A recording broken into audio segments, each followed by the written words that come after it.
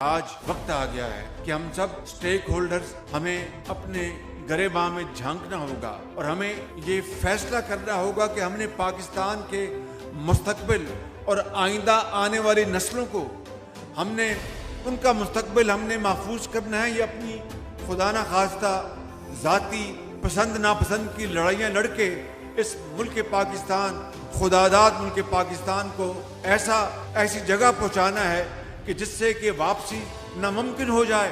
9 ممبر کا بینچ بنا اور آخر میں وہ 3 بینچ کا رہ گیا، 2 نے ریکیوز کیا، 3 بینچ میں بھی ایک جج موجود تھے جنہوں نے ریکیوز کیا ہوا تھا۔ 4-3 کی ایک بحث چل رہی ہے اور پھر جنہوں نے ریکیوز کیا تھا ان کو خود اس بینچ میں نہیں بیٹھنا چاہیے تھا۔ اگر فل کورٹ کا مطالبہ مان لیا جاتا تو کون ہے پاکستان میں اس کے فیصلے سے اختلاف کرتا؟ 3 بینچ کا ایک فیصلہ قاضی فائز عیسیٰ کے کبھی آیا، اس کو پہلے ایک سرکولر کے ذریعے اس کو ختم کیا گیا، بعد میں پھر 6 بینچ کا ایک لارجر بینچ بنایا گیا۔ اگر وہ سرکولر کے ذریعے ختم ہونا تھا تو پھر لارجر بینچ بنانے کی ضرورت کیا تھی؟ جو قانون کی حکمرانی ہے 63A کے قانون کو کس طرح ری رائٹ کیا گیا اور ہم نے اپیل دائر کی ہوئی ہے، اس کا کوئی آج تک اس کا اتا پتہ نہیں ہے۔ اسی فیصلے میں جو پولیٹیکل پارٹیز نے بار بار استدعا کی کہ ہمیں اس کا پارٹی بنایا جائے، کسی نے اس کا نوٹس نہیں لیا۔